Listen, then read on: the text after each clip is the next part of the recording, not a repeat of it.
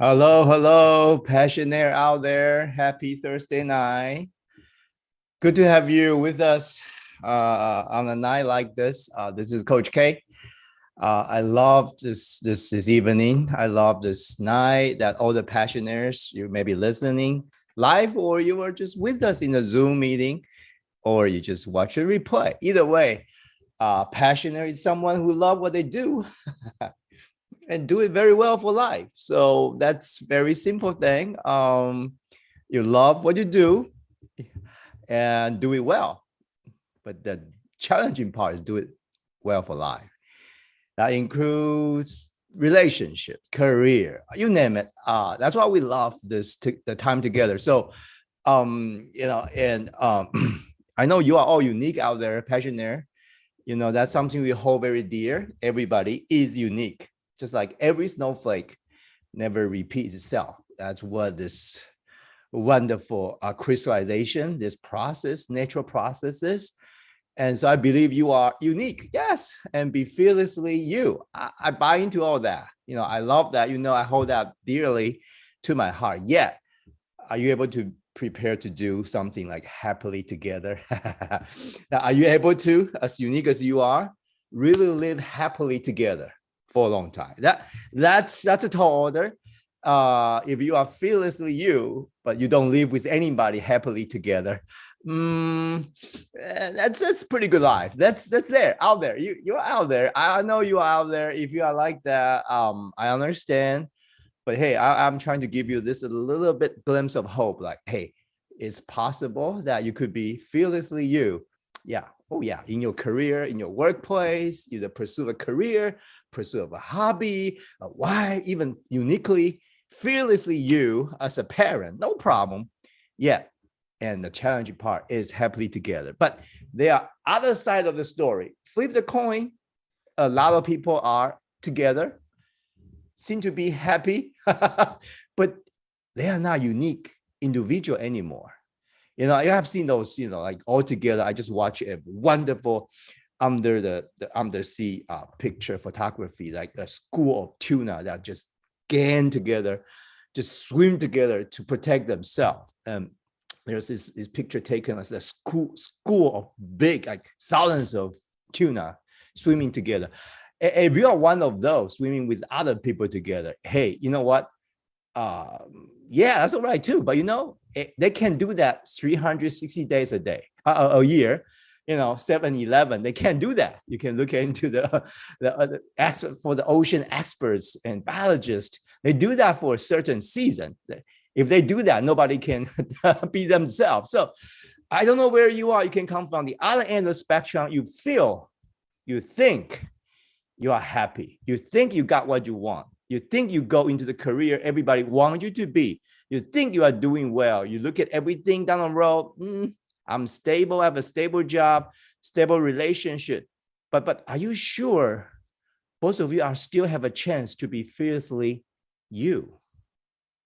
Are you going to lose all of you into a relationship, a career that coming out of that fire, coming out of that, 10, 20 years, nobody recognizes you anymore? Is that what you want? So you see this two end of the spectrum that I'm not saying good or bad. I'm just here as your coach. Here I'm asking you, like, do you know where you are going? Do you know where the thing is going to go? Are you going to lose yourself for the sake of other people to a point nobody recognizes you anymore, or you never recognize yourself? And what if you got lost from that school of tuna and left alone somewhere? Can you still find who you are? So this is two ends of the spectrum. So I love to be with all the passionaire online. Some of you take a very bold step, like today's passionaire come on and just show your face and talk to me. I appreciate that. In return, you got a free PQ. You got to talk to me. I love that. It's not a coaching session. This is definitely, you can ask any question you want. You can challenge, you can just, or you can be very reserved, whatever you want to do. But that's Thursday. And what we really intend to do is, I want to see all the passionate come online, just to see another snowflake that's different, definitely different from you, out there passionate, but see that unique path, a unique season, a very unique relationship at a certain point of time. So we take a snapshot of that tonight. And I'm not saying this is going to that way or this way, but today is a snapshot of that time that we talk about. There are two time things. One is the absolute time frame. Today is the end of March 2022. But you could always initiate and recognize the season in your life. You can run the season in your life, always come up, find the next wave. You can pick yourself up. We are allowed to fail. We are allowed to start, but we are also looking to finish a season well and then get down to the next wave. So we have two relative and absolute time frame that we'll talk about today. So tonight, most likely, I don't know. I have no idea. I just got our Passionaire's PQ in my hand. So his benchmark against the global Passionaire's, the largest PQ, basically, by the way, out there. If you know, what is PQ, Coach K? So that's why I'm to ask you, have you done any IQ tests? That's intelligent quotient, right? So that's measure how our logic work, how our interpretation of things, how we can really be intelligent. So there's a number to it. You benchmark against the global data set. That's well known. It was developed by military as starting point, but it has been tracked. It's efficient. But hey, do we have IQ stuff? Great, but you know what? In life, high IQ people don't mean they are happy and effective. All right. And then the second wave of that is EQ. You are intelligent, that's great, but we also have to know how to manage our emotion. That's emotion quotient, which is crucial. And that's how we really need to really look into that too. So I think we are on the third wave, more than just emotion. Why are you emotional for certain thing? Why are you, what have you been driven? And so that as we look into you a little bit with this global motivation science thing, we put on each of your passion, a quotient, a number, benchmark against the global data. So that's something we really, really think very crucial. Today, we are not just talking, dreamer, let's go, dream a dream. No. Here, I'm your sounding board. I have a data in my hand. I have the X-ray. I will look at the data. I won't just show it data, but as we talk, I'll be very honest. I'll be extremely honest. Look at the data. Look at what you say. Hopefully, whatever you have in mind, be free to ask. But at the same time, can I be honest as your coach, as your friend tonight? I love it. So I'm going to just put today's passionaire. Alex is ready. I look at his face. Unmute yourself. I'll spotlight you. Hold on. I'll spotlight myself too. So yeah, Alex, welcome. Can you hear me? Yeah, very good. Wonderful. Alex, good to see you. Good to see you. Thanks for taking time out and putting this forum together for people like me to just ask you questions and have a good time. Yeah, absolutely. I don't know about the have a good time, but yes, ask questions for sure. Hey, tell us about yourself a little bit. Just introduce us to us. Yeah, sure. Yeah. So I'm Alex 29 years old. Currently live in New York City. I was born in Jersey, but spent a lot of my time in China, and then moved here to the States when I was in high school, and stayed since then. And I've got a brother, and then I've also got a wife. We just got married last September. And Oh, you've been married for less than a year. yeah. A little over 6 months now. Oh, I love this timing. I love this timing. Yeah. Oh, wow. This is like 6 years into marriage before 1 year anniversary. Woohoo! I love it. Here we go. Alex, I got you. I got you. Welcome on board. If you just got married within a year or year and a half, this is a goal. This is a goal year for everything. Okay. And there's a lot of things happening. Great. Okay. So how old are you, by the way, Alex? So, all of Asian look like young. Like I claim I'm 29 every year. So that's okay. Go ahead. Alex, how old are you? I am 29. So okay. So you're 29. So, okay. See, locked and loaded. Yeah, I'm 29 too. I hope I'm as good looking as you when I stay 29.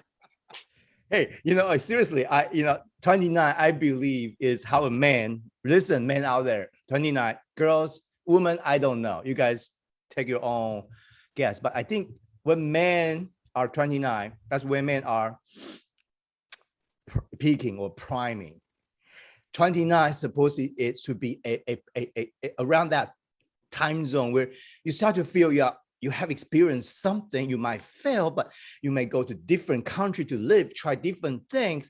Right now, at age of 29, it's a wonderful age. You don't feel like 30 yet. 30 is like 30 something is a bit too old, right? 29 is still had a little bit teenage in you, a little bit college in you, a little bit the first job in you, So you have the 20 something. I love it.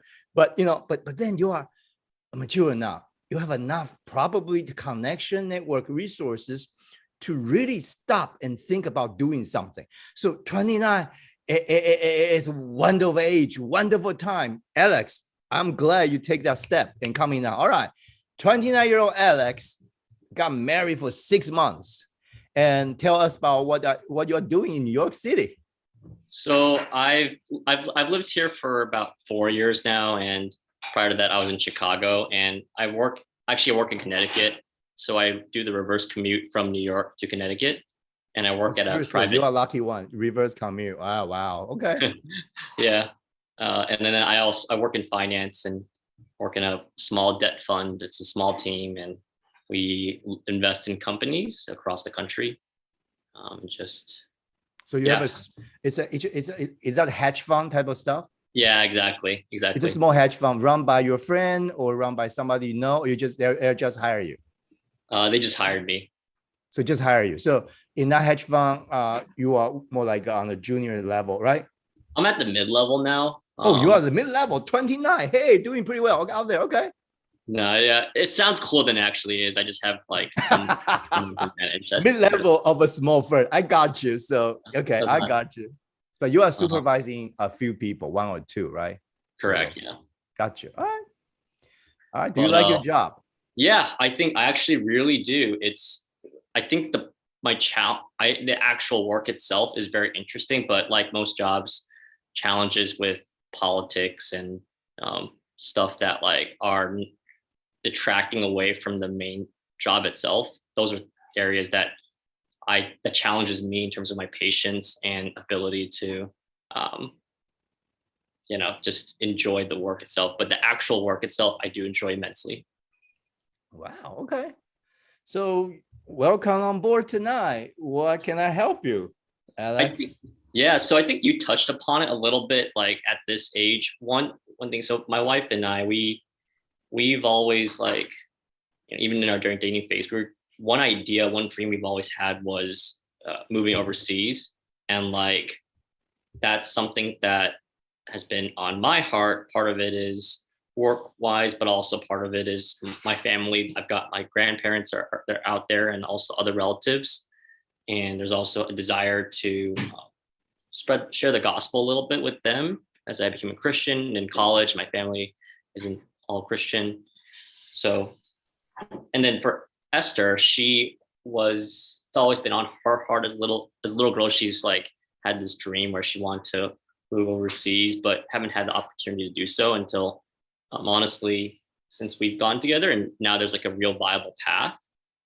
I think my fundamental really question to you, Coach K, is how should I think about that transition? Because we are in a phase where we're thinking about setting roots as well, you know, having kids. And her family's all here. My family, my brother's here, my parents, they spend half the time here and half the time in China, but with COVID, they've stayed here in the US.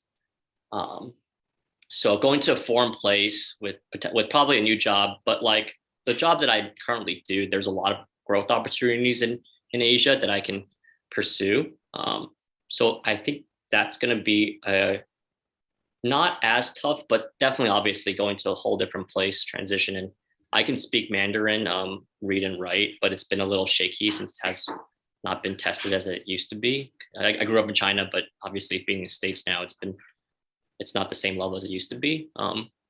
So just thinking about all that, and also like us, and we would like to have kids in the next, you know, couple of years. So how we think about that with being close proximity to family and being somewhere familiar versus somewhere that's a little more foreign.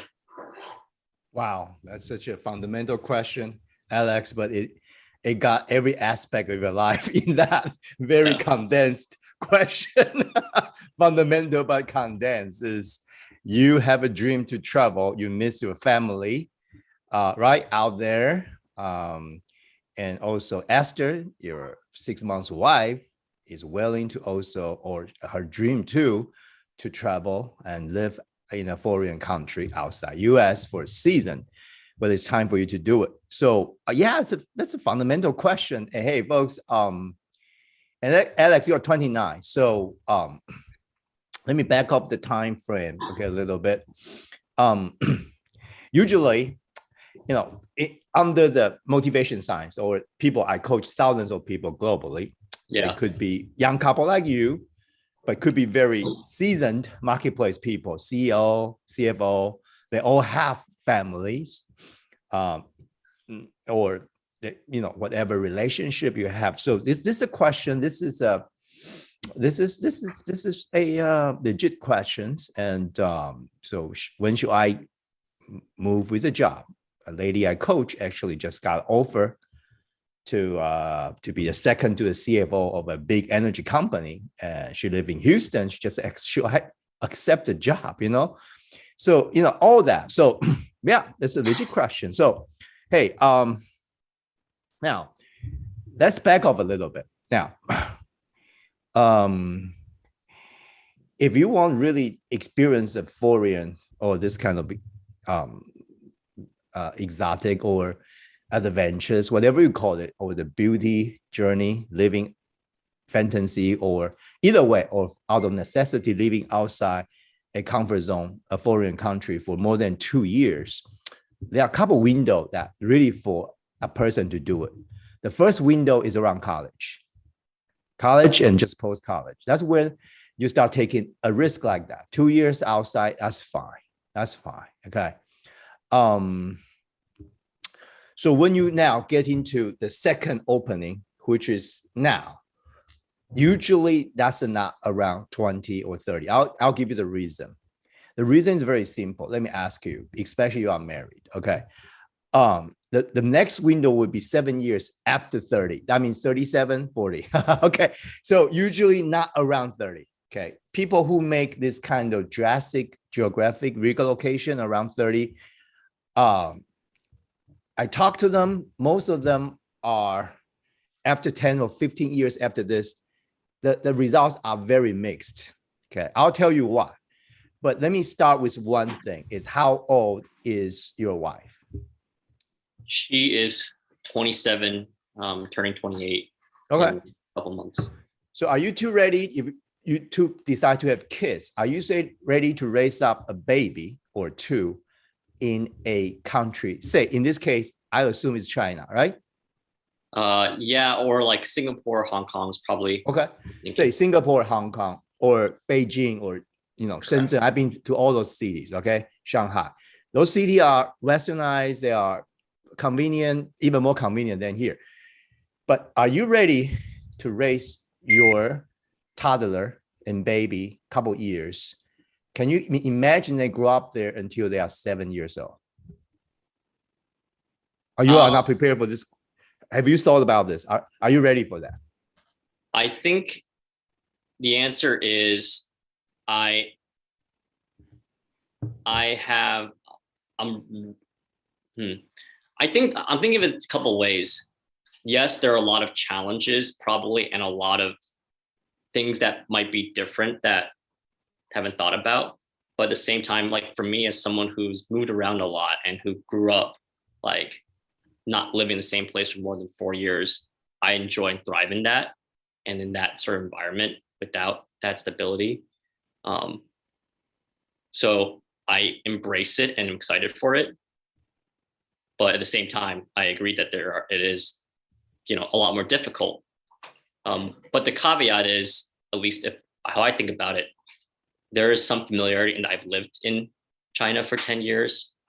And any of those places, China, Hong Kong, Singapore, like I've got like uncles in Hong Kong.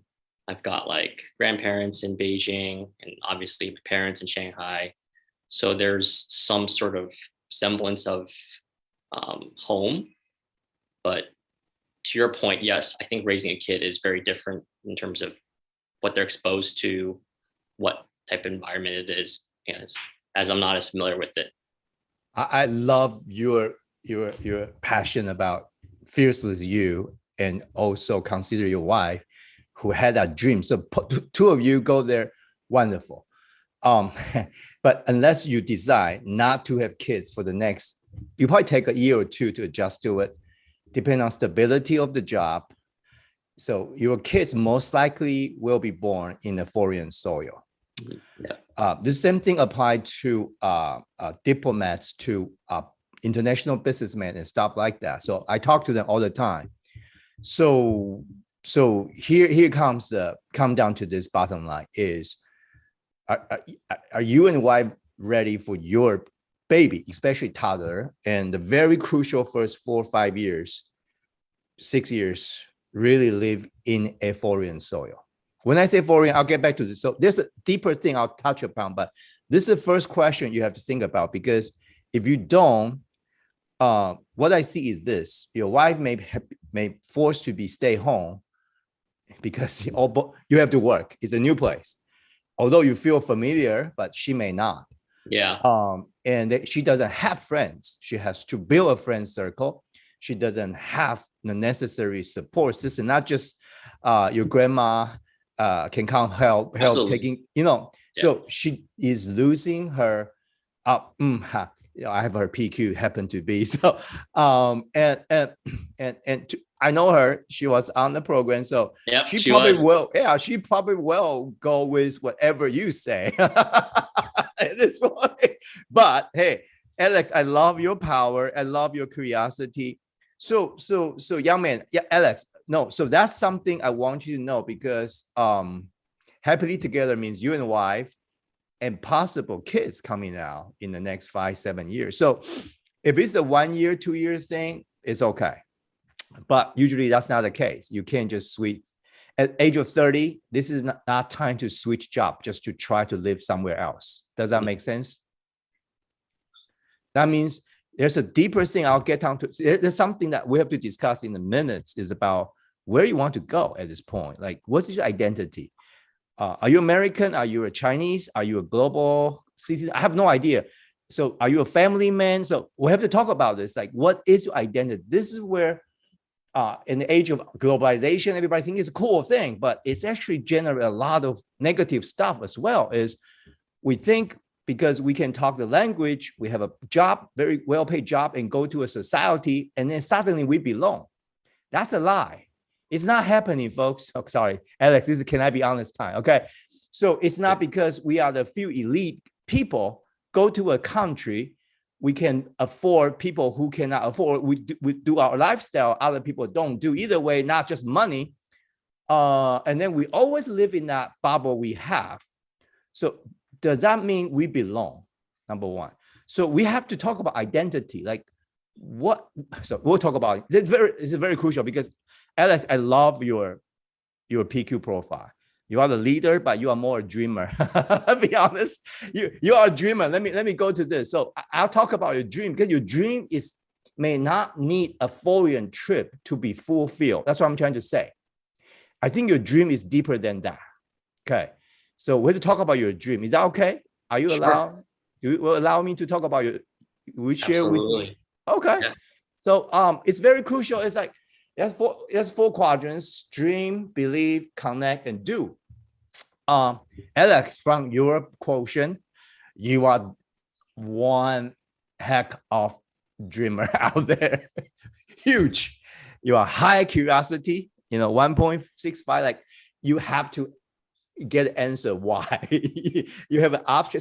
So when you talk about moving to a foreign land, or go back to China, or go into a new China, I don't know what you call it, you have a why. You have an abstract. You have something. We'll talk about that. Number two is high adventure. So you are like, let's go anywhere.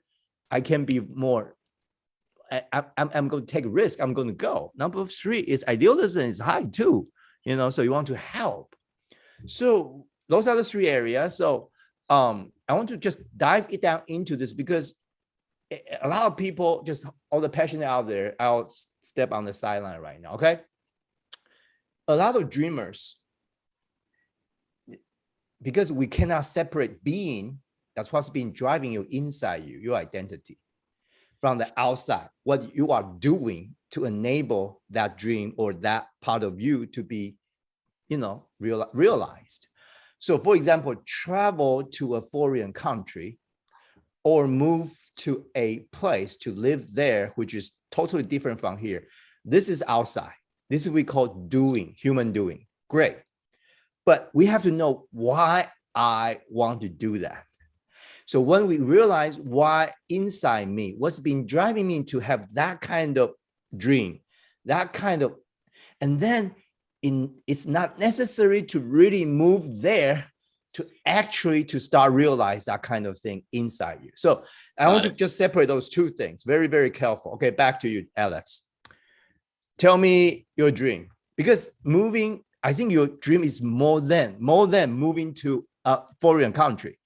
There's something in you. It's deeper than, because this doing, this direction you want to do has a lot of information, because you have something you want to do that may not be able to do here. You know what I'm saying? There's something deeper. You have to communicate with me to that. Okay, come on, Alex. What do you have in mind? What's your dream? My dream, if you were to go deep down to what the core driver is. There's something, because moving there is just a process. You think and realize it. Maybe help Esther to fulfill her dream. I have no idea, but you got to go deeper. You can't just go like, hey, Coach K, should I move? No, that's great. I'll answer you. But I want to go deeper. Are you ready? Yeah, go ahead. I think, all right, a couple of elements. First of all, it's a desire for my family to have a perspective of not just one like society in place, not just. Oh, here we go. Keep going. Very good. I think I've been shaped by the opportunity to live in two different places, honestly. And that's, I think, very invaluable and brings a different perspective on faith, work, anything, honestly, a lot of things, to be able to have that and relate to others. The second one is, I think my work with my current job in the fund space, it's stagnating here in this country. And there's a lot of growth in Asia with more people raising more money. And it's an undeveloped market that is growing like just like the US was 10, 15 years ago. So I want to be part of that. You don't want to miss out that growth. Am I right? Correct. And then the third thing is like, just like fuel, like the curiosity of what's it like living elsewhere for extended period of time, learning. Like, I feel like being in the US now for close to like more than half my life, there are like a lot of perspectives that I've garnered, like with a lot of travel, I do a lot of work travel and everything, and talk to a lot of people to the extent I can. And try to meet people outside of like kind of my comfort zone here and there. But I want to see more, and I think there's a strong desire for that. And I think the last one, I said 3, but I think the 4th one is being close to like my family out there who don't have a chance to know Jesus Christ as my Lord and Savior, and there's a missional aspect there as well. Okay. So, so that the 4 things to recap is probably the first one, just having my family to have that dual perspective, not just of one place, but of somewhere else. The second one is my personal career growth. The third one is fueling my own curiosity. And the 4th one is missional. Here we go. See, so moving there. So Alex, let me talk to the passionate out there. Passionaires, this is, I want to thank Alex. This is how we always get stuck as men. All the women wait for a minute. Okay, men get stuck when this kind of thing start to happen. And we come home, we'll just talk to the wife and say, hey, wife, I want to move back to China. But you have to understand, men actually gone through all this thinking, but sometimes men will just give you enough to try to see if we are going to. So all these are much needed information underneath an action plan, underneath a request, underneath sometimes sound like change. Okay, so men usually do this. Some women do that too, but men usually do this. They just hide the necessary information, right? And then if things are not doing very well, and men can say, that woman made me do it. No, I'm kidding. No. So men love this. So men is not taught to be talking all the things with women. That could be changed, but so that man is very good. And after like this session, maybe have a cup of tea, sitting down, or play a basketball game, sit down. Maybe men will start to unfold the story, but a lot of men, especially young men, well, all men too, they just don't go unfolding that part of what Alex just unfold before us. Okay, that's a necessary training. So I'll get back to him in a minute. So very crucial is when you hear this from the man, even could be your boss, could be your husband, you have to kind of be unassuming and like, movie, no, you have to kind of take a deep, and ready like, and be unassuming and say, how are you doing? Let's sit down, not talk, because, in a way today is very special because I'm a coach. So Alex is all ready to talk, but you see, he just came in only ready to ask me a very actionable item like, hey, Coach K, should I consider this? But what he just unfolded, those 4 points are so crucial to be able to communicate and reveal, unveil. So Alex, thank you for the demonstration. Did you talk to your wife like this, Alex? No. Bits and pieces, if I were to like. Oh, no. When men, hold on, passionate. When men say basic pieces, that means they are pieces that women will never piece them together, okay? Especially only married for 6 months. I don't think you're able to do it. No, I'm kidding. Hey, they will take a lot of years to piece out together a lot of hard-learned stuff. So now back to Alex. Have you really narrate your narrative to your wife about this? Is that clear as you just say to us? 1, 2, 3, 4 points. Did you say that? I've said it over the course of our time together, but not directly over the course of our time together. But then but if you were to ask her my motivation, she would like be able to point those out. Oh man, so this is. Oh, hold on, Alex. Thank you. You have to get back to the passionate because this is you are giving us such a window to look at the cycle of man. Okay. Hey. For all out there, don't assume that you know each other. Let me just say that one more time. Unassuming. Don't assume people around you shall understand you. Don't assume that. Never. Sure. Never. Okay. Because we are unique. So and Alex to that is give a demo. Wonderful. So that's why when we do the PQ coaching as a couple, I love it, because now I turn to the wife and say, is that right? Did you get all the pieces? Is she here? Let me see. Is She's Esther not. here? No. Okay.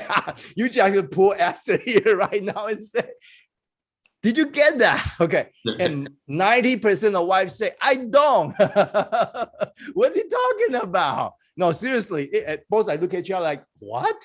I said, no, So you see, this is where happily together, that I'm not teaching just communication skill. I'm coaching the attitude. I'm coaching a culture within your marriage. So Alex, thank you. So wonderful. So I'm going to pull some of your passion high out as my background.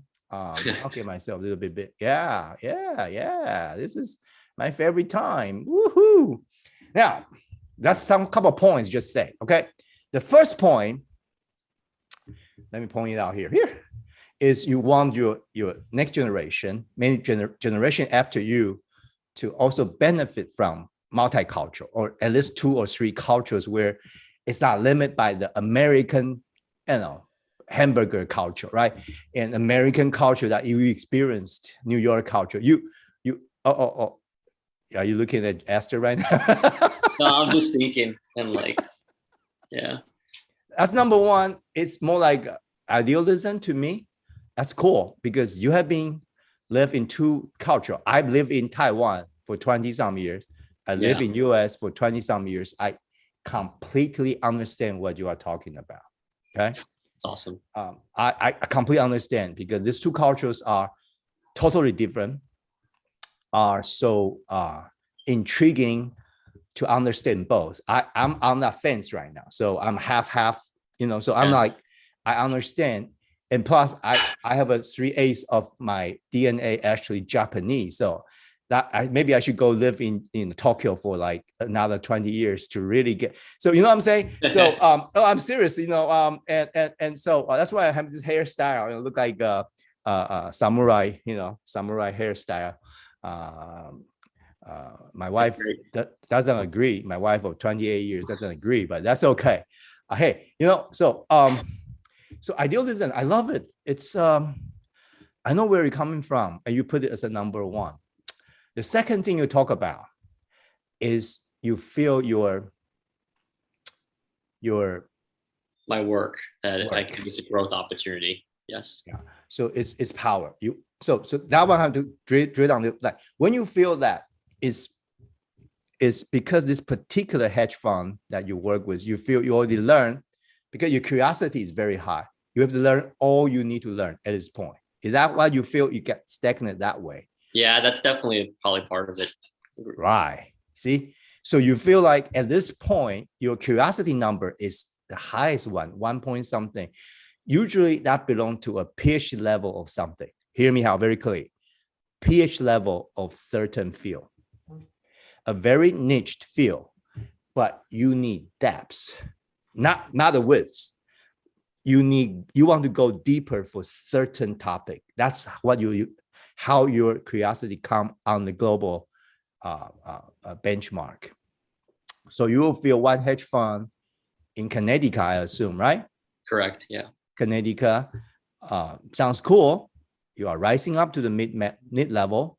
You satisfy some of your power, but your curiosity is severely limited for the next 7 years, right?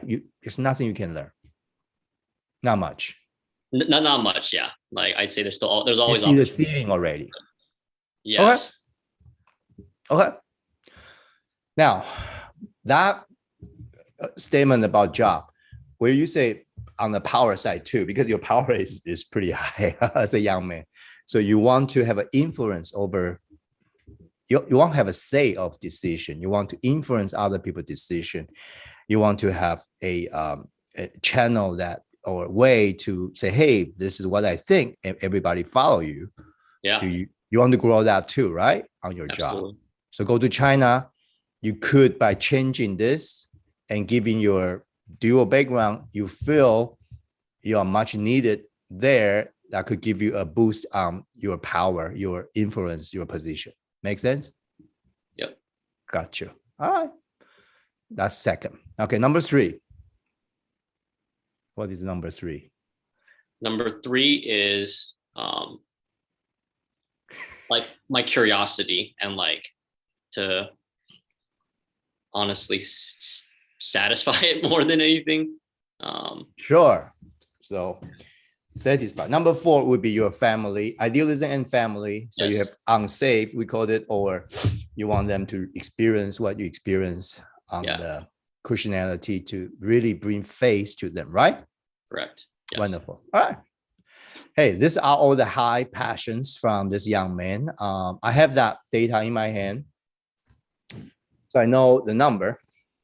So now, so Alex, you have to help me out and help yourself out. All those 4 priority, will you go with that 1, 2, 3, 4, or you want to shuffle them around? What is the number 1 thing? Is number 1 really the kids? No, seriously, this is very important. Now, this, folks, this is passionate out there. This is a sideline coach talk. You have to get a piece of paper. Now, you do this.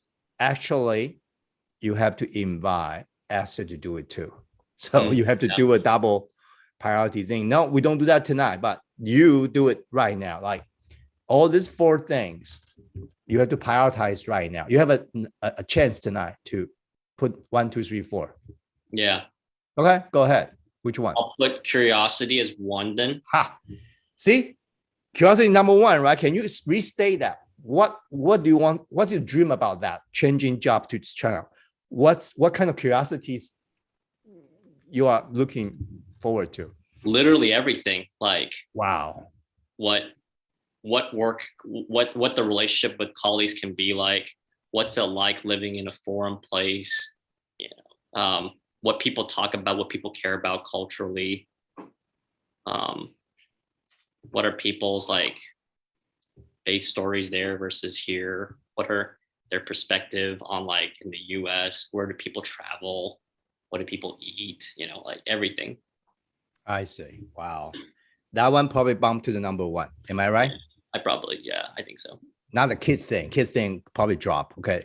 So number 1 thing is you, as a highly curious man, you want to really quickly experience something you never experienced before.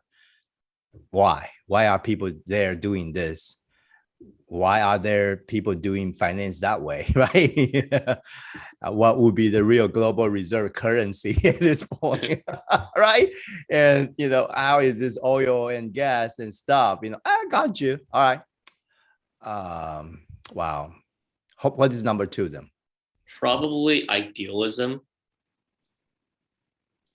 Okay. So thinking that like things will turn out okay, and like that there's just learning about getting used to that perspective of somewhere else, and like knowing that whatever challenges that we face, we'll face it together and we'll conquer it. Cool. And number 3? Probably family. I put that. Yeah. So family dropped to 3. So now let me just talk to the passionate out there. Give me a minute. So all the passionate out there, you see, I mean, when we communicate, Ed just give me 4, and I didn't believe him because I have the number. Just imagine I don't have the number. I put myself in, say, Esther's shoe tonight. If I don't have Alex's number, when Alex give me overtime, bullets and pieces, I really don't know which one rank high. You know, once we don't know that, it's hard to make a collective decision. Almost impossible. Even just between 2 people. So, you know, the physics, we have the 2-body problem. 1 body problem is a linear solution. You have a beautiful solution. Once you have 2 body, you don't even have an analytical solution. Okay, it could be non-linear. So our relationship, once you have 2 non-linear, There's no linear solution to it. Okay. Especially considering all the disturbance, nonlinearity, all that. Okay. So hey, patient out there, that's why PQ becomes such a crucial tool. I know some of you may not have PQ with you, but don't worry. Come on Thursday night, we'll have a free one for you. But that's why we have to measure our passion, because Alex idealism is 0.89, but curiosity is 1.65. It's almost twice. All right. So he needs to satisfy his curiosity. He doesn't see a chance continue the current job, which he will learn, but he already see the ceiling. So he hopes to go to a foreign land, China, Singapore, Hong Kong, Japan, just to experience something like he's going to absorb that all one more time. He will be alive again. So that's his dream. Here we go. So curiosity is the number one. Now he put the kids out there first at the beginning, but now dropped to number 3 and 4, which is great.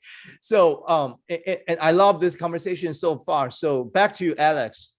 So for you to have this potential big move, which I would say will come down to the point, my advice, but the top number one reason is your curiosity hit the ceiling or about to hit the ceiling here. Am I right? Probably, yes. Yeah. Okay. That's interesting now. All right. So tell me about it. Like curiosity hit ceiling. What does that mean to you? Like, how do you feel? It feels like, and I do understand there's a perspective that like this country, there's so big and there's so many other places and there's constant learning and there's always that aspect. But I think what it means is feeling like you said, stagnant in terms of what I'm learning, topics and environment and interactions with people.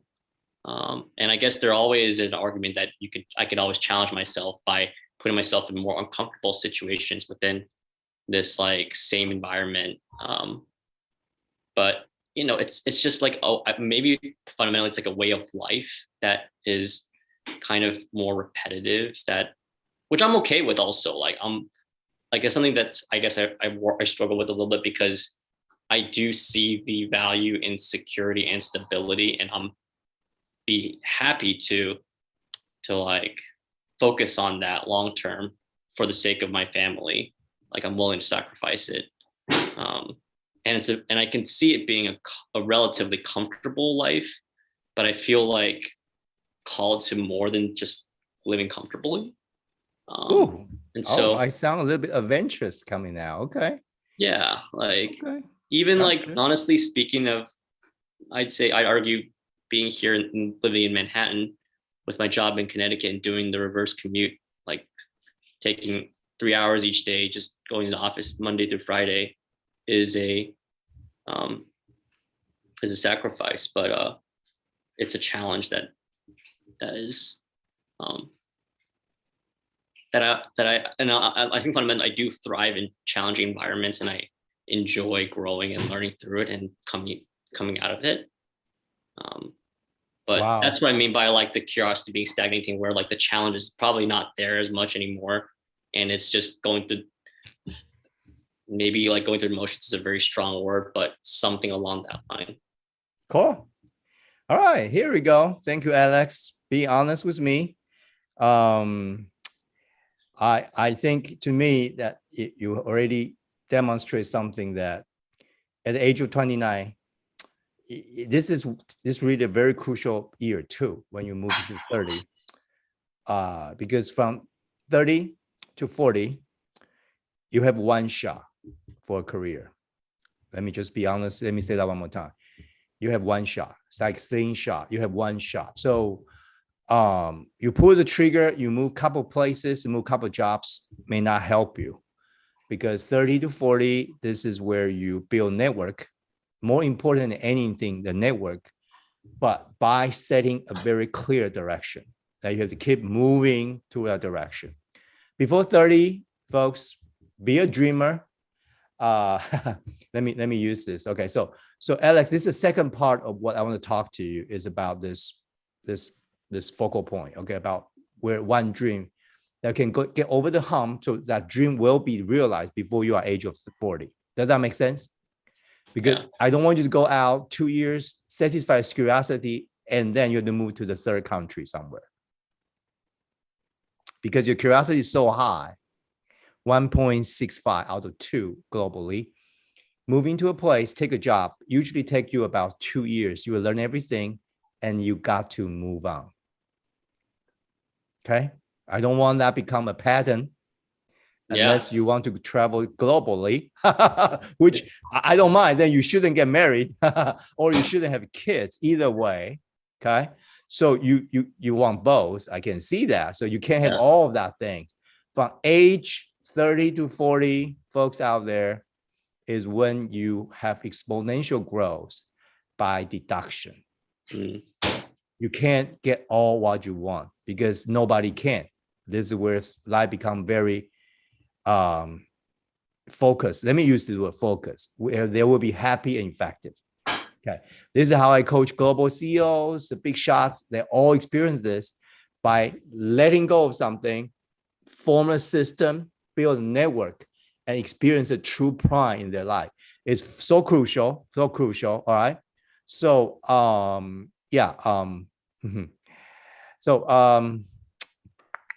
all right, so let me get back to another tool that can help you.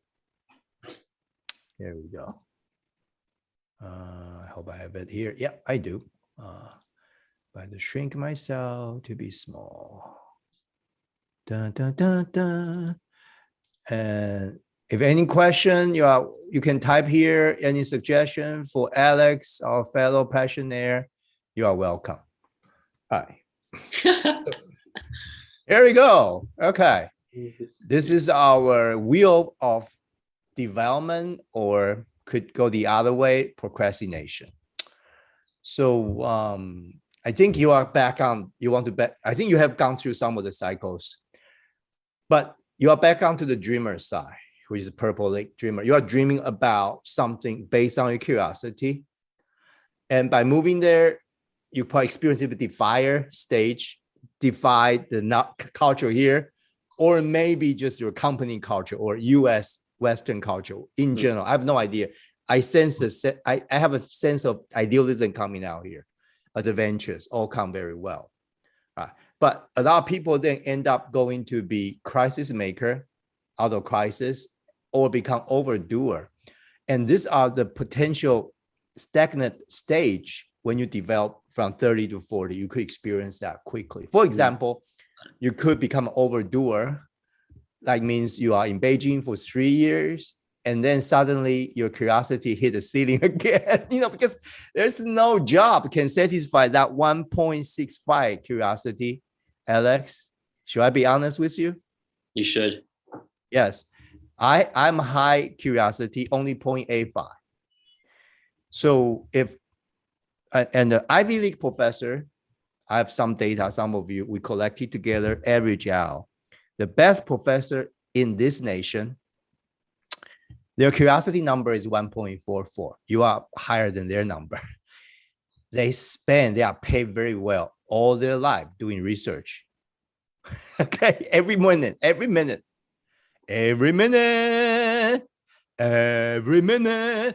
1.44.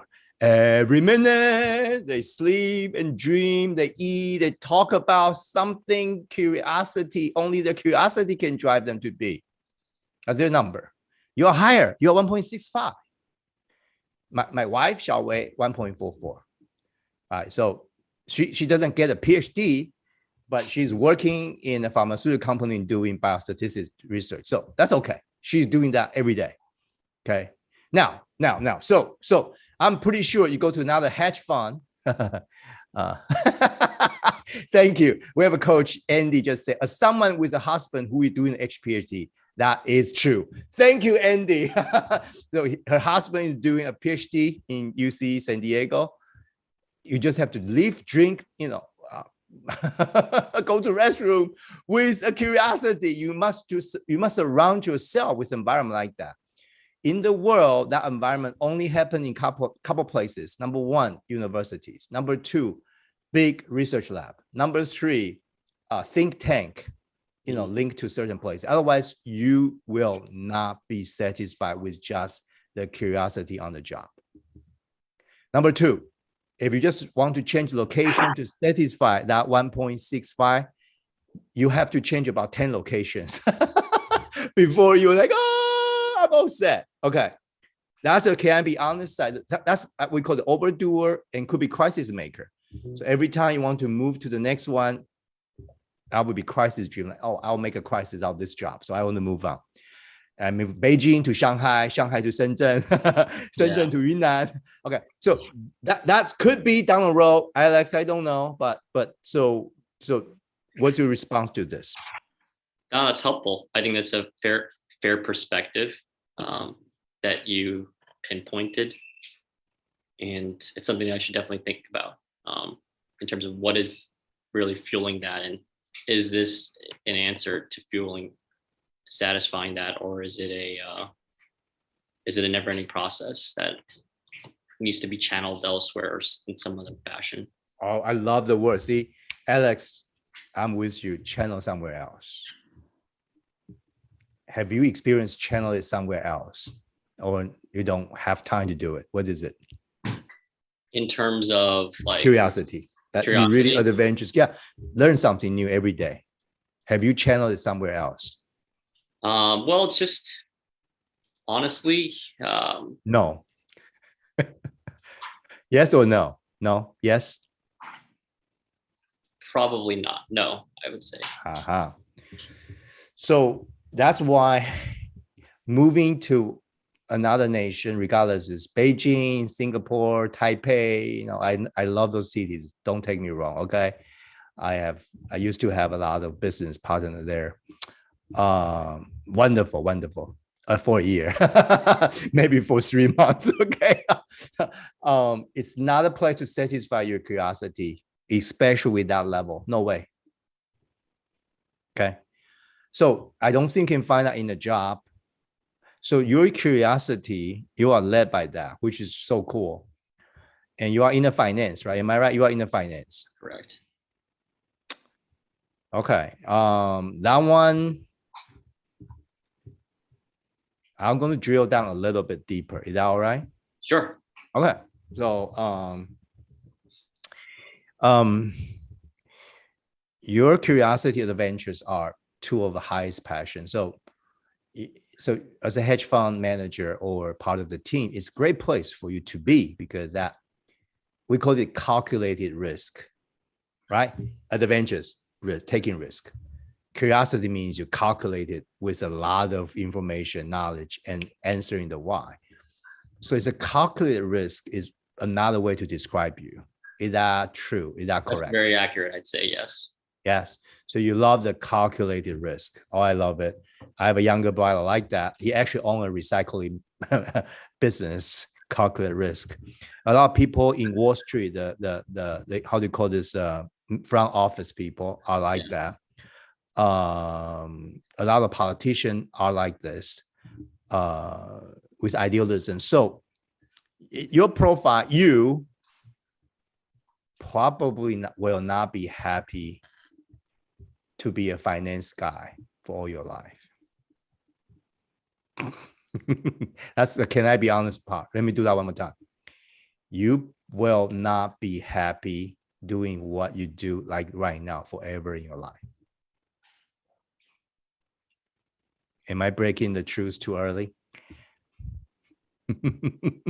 I think that's something that's honestly been somewhere on parts of my mind. Yeah, like wow, here and there, but I think you identified it pretty quickly. Yeah, because I've seen thousands of profile like you. Stretch your costs every season. Profile like you will never be happy working in a hedge fund, or just even be a partner. You are not going to be happy. Okay. because you have to solve some fundamental problem. You have to provide a really, really brilliant something out of curiosity to solve problem, to take that risk. You want to help people who take risk with you, like give them that calculated result so they can risk that with you. And you really, along that process, you want to help them so their life could be better together with you. Am I right, Alex? That's fair. Yeah, that is right. That's your dream. Yeah? Yeah. So doing the finance guy is just a mean to get to that point, but you don't know how. From this point to that point, you don't see the connection, right? Or you don't see the connection here around New York City or Connecticut or this particular culture right now, the so-called Wall Street culture. You don't see that. Correct. Am I right? Yes, correct. Ha ha! Woo! I love it. Yeah, that's who you are. That's who you are. That's your dream. You should really. So I'm very seriously talking to young men, young women about your dream. Don't talk to anybody with your dream just lightly, because people you talk to about your dream might limit your dream by their dream. Okay. But I'm trained not to do that. So I could recognize, because I have your number in my hand. I look at that 3 bubbles in the entrepreneur quadrant, that you are an entrepreneur. You got a DNA in you. I don't know where you got that from. You want to start something. Not business, don't get there yet, but you want to have some so new, I don't know how to call it, a new system, I don't know, calculate risk way. You want to help people to take that risk with you, and their life could be better. But that is so out there, you don't know how to connect that dots, right? Yeah. But you are 29. I'm glad you are not 39. Then I would say, forget about it. Just be a hedge fund guy forever. So you have, no, seriously, you have 10 years.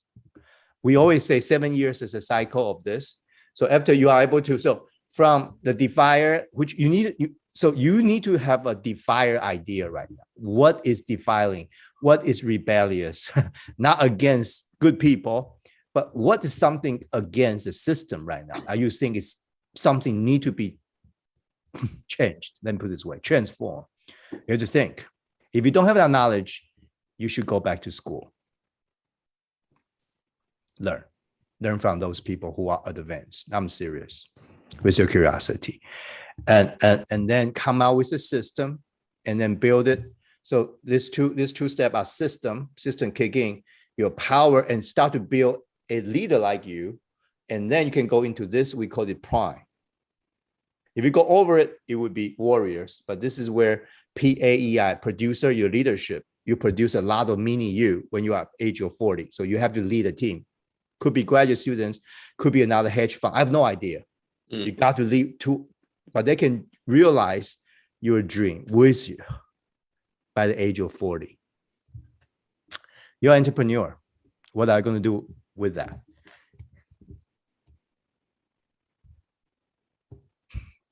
Entrepreneur. You have to start something.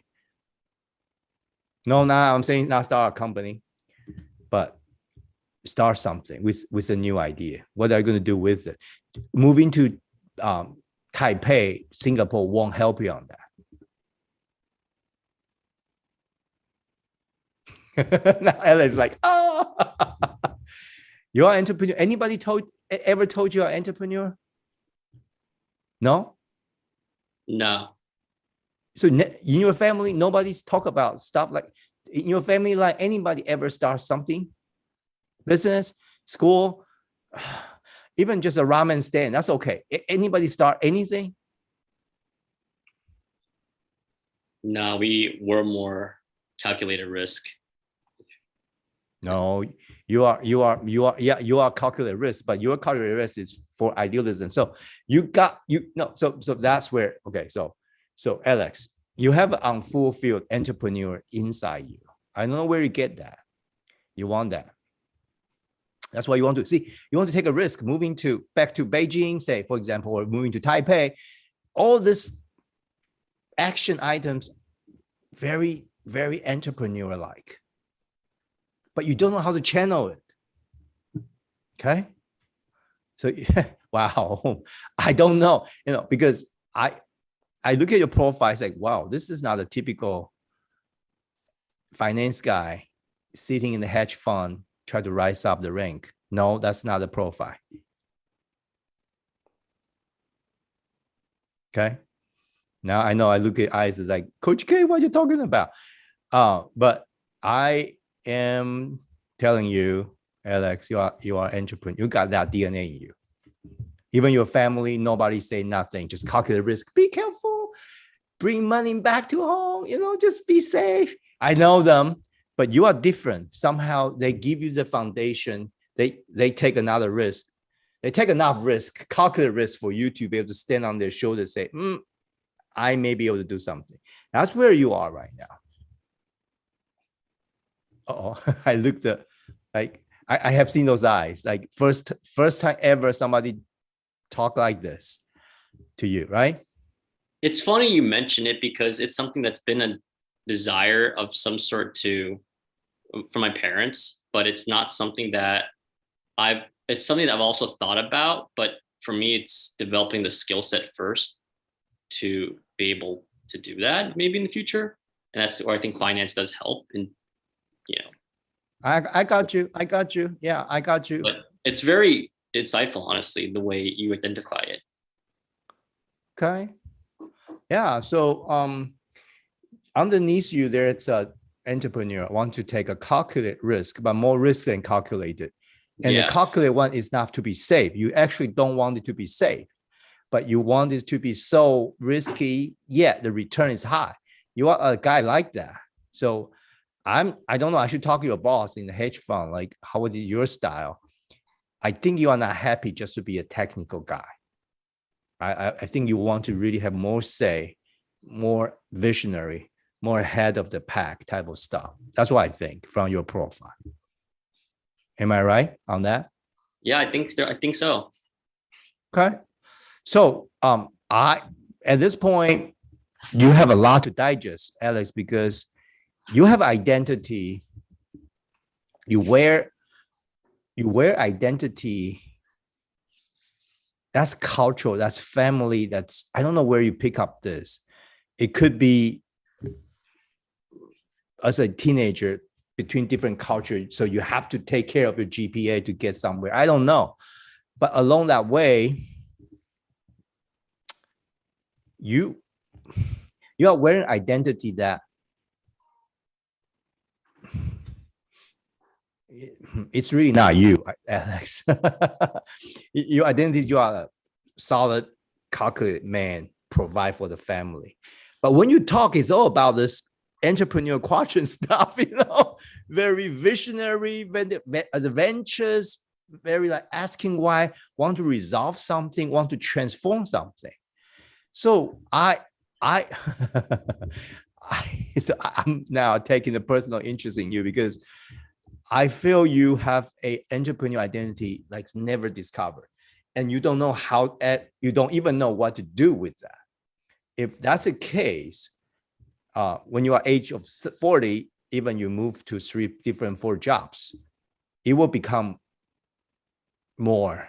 Your unfulfilled entrepreneur will start to cry out from the wilderness. Like, I need to come out. Okay, seriously. So that's the first part of today is you are entrepreneur. Let me go back to the dreaming. Another one. Yeah, dream. You actually are entrepreneur.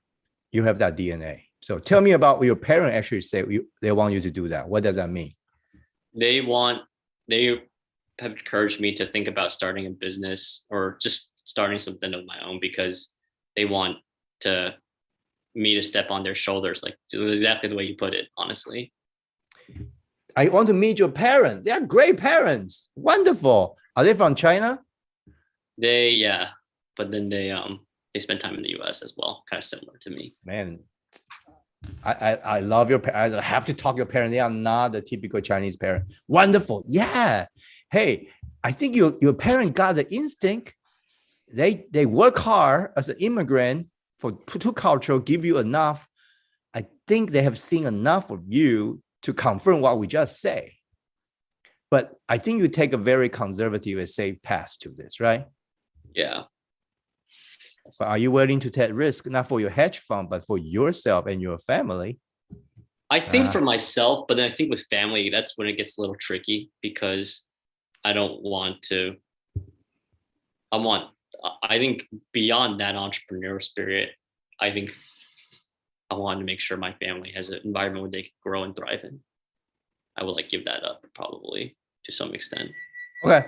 So, so Alex, so I'll give you a couple points. Hopefully, Passionaire, you guys can see you are 29. You are a entrepreneur in disguise. Like underneath a garment of culturally sound, income safe. That's time to think about this entrepreneur career. I'm an entrepreneur, Alex. I started 4 company. So I hope to share a couple of tips with you today. And out there too, Passionaire. Okay. When is the best timing to start a business? My first question, like when is the best timing to become an entrepreneur? First time. Alex, do you know what is the best age to start to become an entrepreneur? Is it somewhere around my age when? No, that's too easy. That's too easy. It started with earlier than? Much earlier. It should be around 12-year-old. So that's why all the parents out there, if you want your kids to be entrepreneur, they have to start doing something at the age of 12. That's the first cycle. That's where they are mature enough. But when they make mistake, that's okay. So be an entrepreneur to mow the lawn to your neighbor, collect money.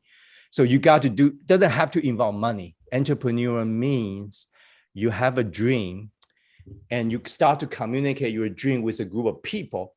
So go to the power quadrant, right? And then devise a system to help you, and then hopefully to connect many people. That's an entrepreneur cycle. Dream, and you get some people believing you. Could be your investor, could be just your mom or your neighbor give you $50 for summer worth of thing. My son Zach at age of 12, he starts selling stuff he designed for the summer camp kids coming from China and Taiwan. He say, Dad, all the Ivy League school shops are so expensive. Can we do something? I say, don't copy their logo because they are not happy. So we design our own logo and sell it. So he started to sell. So Alex, you missed that one, right? At age of 12, you're probably very conservative. You are a straight A student, or you are in China. I believe that's the case. Yes, correct. Okay. But the Chinese education system never encourage you to be an entrepreneur. Yeah. All right. So study. Okay, I got you. All right. So you missed the first window. Now the second window to be an entrepreneur. Guess when, Alex? College. Exactly. College is where you start. You look at Bill Gates, you look at Mark Zuckerberg, all these people, their college, they already, for them to go to college, they don't go to college. Young people out there, don't quit your college. You're like, Coach Casey, I'm an entrepreneur, it's quitting. No. You have to have a 10,000 hour stuff under your belt for certain thing. So you'll be the top 5% expert in this country to do something. So usually right out of high school, college is where you build a network. You try some crazy idea to try to be an entrepreneur. Try 7 years to fail. If you make it, you are that 1.1%. God bless you. We love you. But 99% fail right after that. So that's the second window. Okay. So Alex, guess what is the third window to be an entrepreneur? Probably a couple of years out of college. So you're right. The second window is about 18 through college. That's 7 years to try, including college, change college, and all that. Or like, for example, quit college, for example, okay? The third one is before age of 30. That means 24 to 30, another 7 years for you to try. All the entrepreneur cycle is about 5 to 7 years. Any healthy entrepreneur business take 5 to 7 years to grow to a certain stage. So you can't skip that.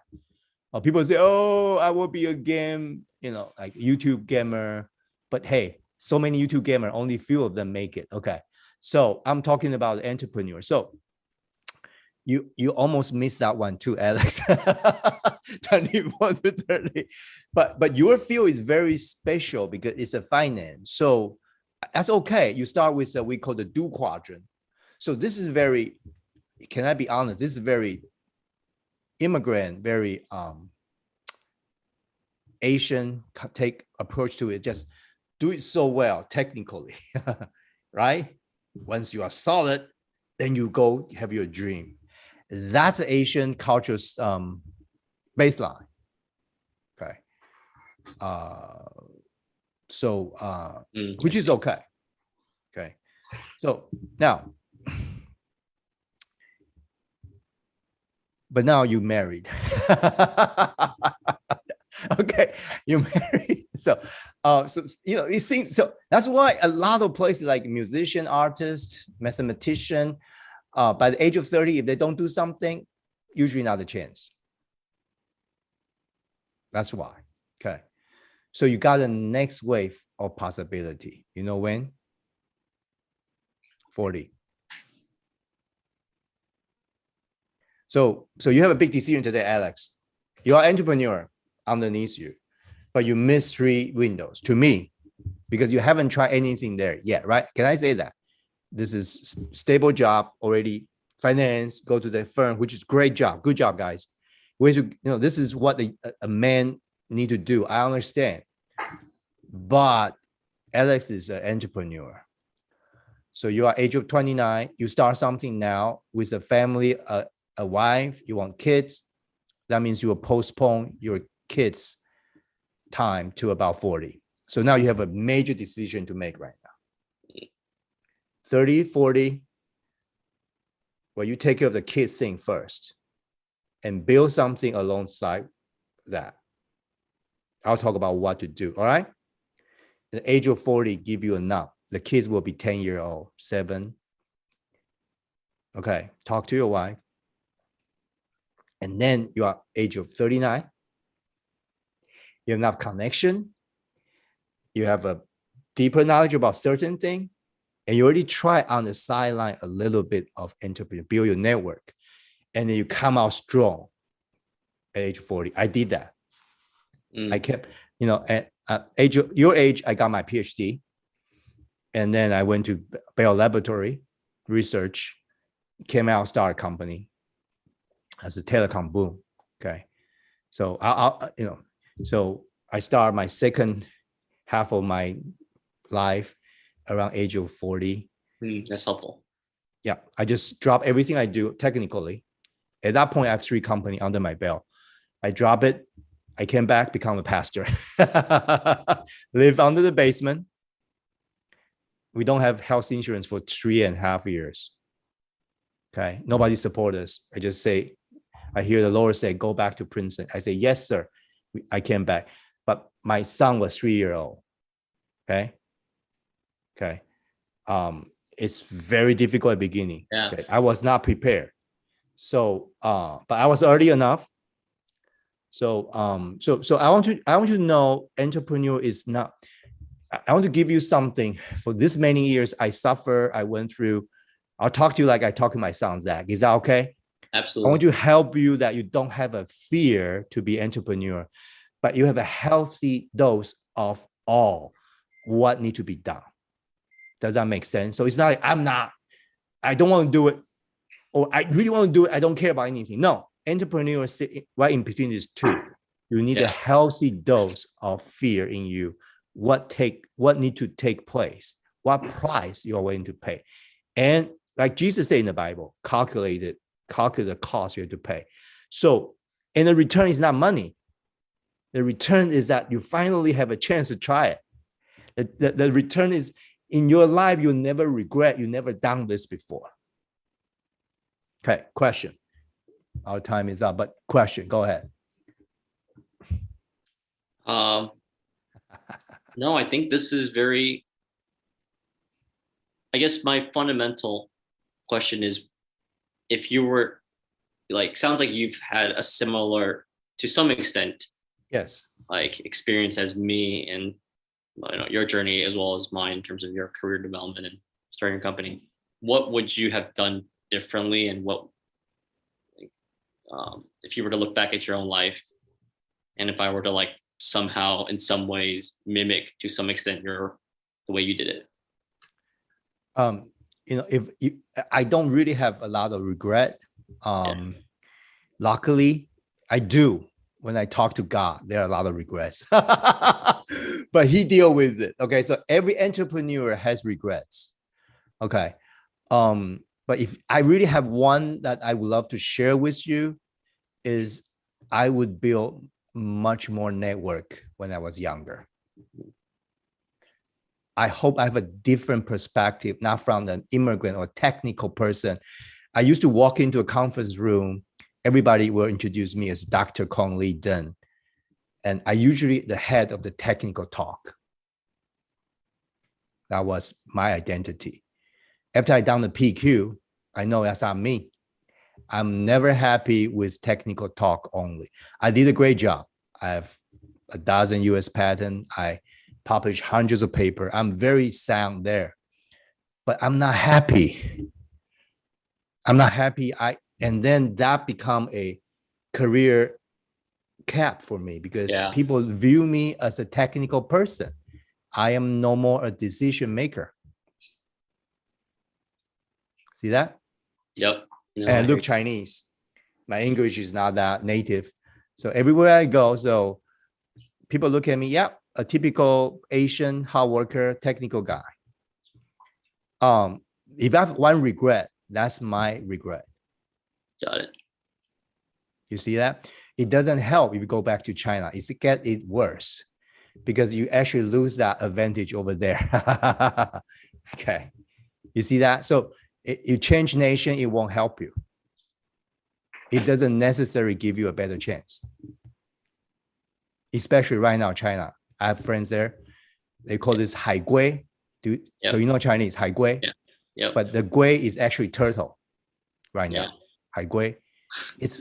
They don't carry weight anymore. 10 years ago, you kind of miss that too.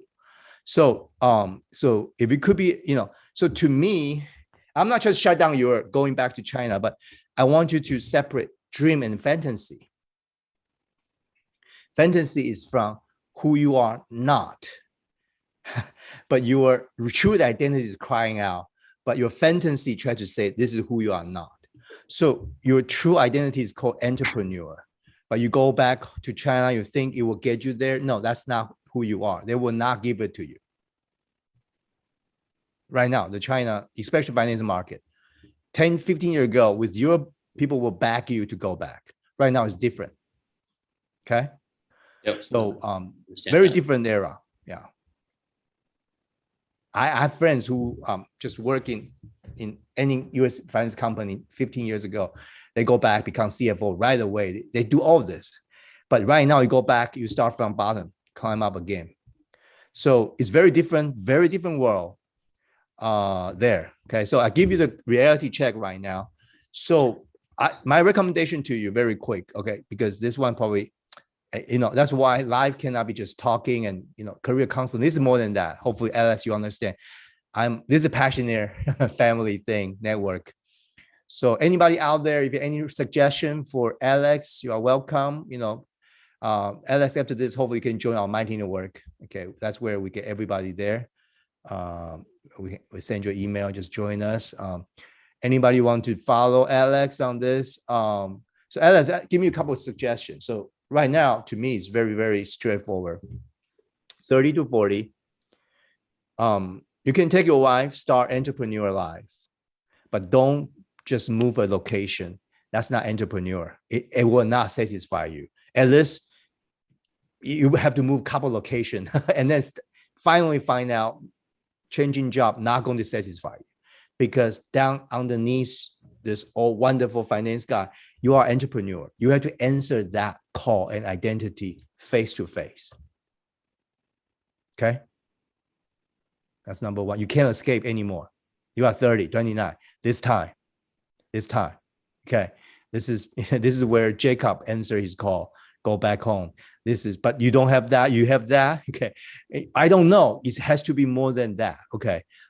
This is where, Jesus answered call, age of 30, start from the carpenter for 10 years, totally administrative job into an entrepreneur job. You see that? Okay. So I don't know what stage you are, but you have to really cool down for at least 6 months to start really like talk to your wife, ask her to like, who am I? Who am I? Who am I? You have to get beyond just cultural and human doing side of thing. The cultural is something you have to get rid of it and start to ask very honest, like what do you want? Okay. Number 2, I'd like you to be able to think about if you want to start a family right now. Talk to your wife. If you want to start a family, 30 to 40 is the best time to start a family. In that case, take a calculated risk, staying here, be a stable job. Yeah, don't take me wrong. Start to planning the kids coming. Start to accumulate, but fiercely be you with additional time. I call it the garage job. In addition to what you have, you should take courses. You should have certificate. You should start to build a network outside where you are to get 10 years of building up for curiosity. This is what this world is become. You can take online courses. You can take short trip. You can ask for company stuff. You have to start build up network. And I don't want Alex coming out after 10 years is a technical guy in the finances. You will not be happy. So yes, with your profile, you are able to be a husband, a dad, a hedge fund guy, at the same time start to learn something that will outpace everybody to answer people's curiosity. Yes, you're able to do. Absolutely. But you don't have to move to another nation to do it. Question for me. No, I think I'm just going to digest on this. This is very insightful. And I really appreciate it. All right. So as we are wrapping up, Alex, I'll give you some time to feedback after all of this. This is not really coaching. This is really hopefully a heart-to-heart talk with my experience. I look at your age. That's where I start entrepreneur career. And I live in half basement and I've been through all the hard part of it. So I want to give you something to prepare your mind. You are not afraid of it, but you have a healthy dose of fear that when you want to do this, you are ready. So you have 10 years. I strongly recommend, if you ask me, because look at your family number, idealism number, I strongly recommend you talk to your wife. Maybe you and Esther should do a PQ couple stuff. So you can put this together. No, seriously. But that one, it will be talk to Joyce and stuff, because that's something you should to sit down. Really at this point, really develop something for the next 7 years as a cycle. Hopefully gear you and Esther after 7-10 years. What do you want to see? Do you want to have 2 or 3 kids? They're about to go to elementary school ready. You don't have to take care of that much. You start to travel and you have enough finances that you can risk and you can start your own company with enough network and knowledge. I don't know. Or you want to start something, travel, but not sure that will be a place you settle down and you have to move back after 5 years, you miss something US. You know what I'm saying? I've seen people just miss cycle and then come back and miss again. So it could be off sync very quickly. Okay. So, but it could be very good too. That's part of the entrepreneur stuff. But I want you to do really the calculated risk that way with whatever the information you have tonight. But more to it, I hope you have a curiosity in you and ask why and why not? Why not you? In your family line, your dad and mom, they try so hard to get you into 2 cultural. Maybe, why not you become the entrepreneur sitting in between the 2 cultures? You know what I'm saying? You don't have to be there. You can't really, that's the best expression of your face. Okay, seriously, out of box thinker and stuff like that. All right, so let's give us something before I let you off the spotlight, like feedback. Could be another question, but I might not answer, but anything from you. or I think back? Yeah, go it's ahead. very helpful when you speak with a lot of conviction based off of your experience and the data that you're able to pull, as well as, yeah, the little butterfly. Lily And Butterfly is your passion. Woo! yeah, I think There you that's go. probably like when you speak with such conviction is very powerful. And that's honestly through your knowledge and through your gift. So I think it's, yeah, like I said over and over again, very insightful. So a lot to digest, but yeah, very positive feedback, and really appreciate you being able to unearth this somehow. Something to definitely think about, and um, like really driving to the core question versus the initial thought process, and talking about it throughout the past hour and a half. So very, very Wow. thankful, very appreciative. Thank you, Alex. I love this young gentleman. He got power. So I'll say goodbye to Alex. I'll remove the spotlight so you can feel a little bit, comfortable. Yep, wonderful. And all the passionate out there, Alex is, you can see he really, I mean, this is a very bold step to be here, age of 29. A lot of young men don't ask opinions and input when they get to age of 29. They just make their own decision. I'm glad for the young man willing to step out and say, hey, Coach K, let's talk. And he already talked to his wife of 6 months. At the very early of a marriage like this, I also have a chance to know Alex's wife, Esther. You two are a great couple, by the way. I love to see kids running around your house in the next few years, because that's when you feel physically strong, ready to go. And you don't have to, folks. I'm not saying you have to. I'm assuming again, but that's something, when kids are around, I don't know. They make me entrepreneur. They make me producer. They make me administrator. They make me connector. So I learned a lot to just being kids. I got a lot of genuine idea when I start to have Zach around me. I'm a different person. So was my wife. So when we start a family, it's not obligation. It's not just kids. You say, oh, I have a dog. Yeah, kids just different, folks. And I mean, the dog don't talk back to you. Kids do. So it's have a cat. Well, I mean, cats kind of out there themselves, but kids sometimes need you. Sometimes they are like cats. I agree, but I mean, family is something that without kids, so this four quadrants is where it's ultimate test of your marriage. And do not be afraid, young man, young woman, like you say, oh, we are not ready to have kids. If you are ready to get married, you are certainly ready to get kids the first day. Certainly, absolutely. And I've seen young father who don't have a voice in his family when he first get a baby girl, and the baby girl and you can see the young father just change a different person, start talk very gently, start to talk all night. The monologue of the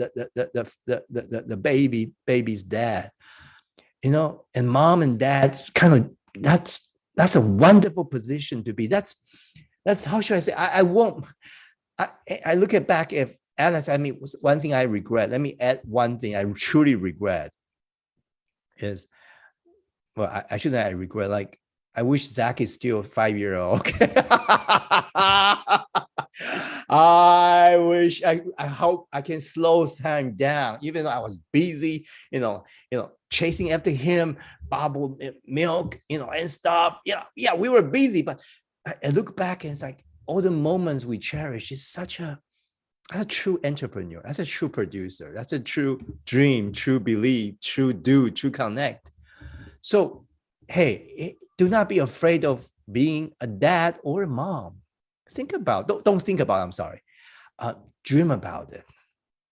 Now, I want to have that dream with you, and be a producer about it. Go produce, okay? And do something, have a system, settle down. not just for the education, just to be a dad and mom, simply be their dad and mom, be there for them and connect with them. So Alex and Esther, I sincerely hope when you guys talk, it will be, hey, let's have kids. So the age of 30 to age of 35, 37, kids time, family time. I will call you two entrepreneurs as well, because two of you will form a company. We call it 1,000 Inc. generation, that whatever you do right now will have 1,000 generation impact. All right, wonderful. So, so I'm going to call off right now. Thank you, Alex, one more time. This is really, I really appreciate this.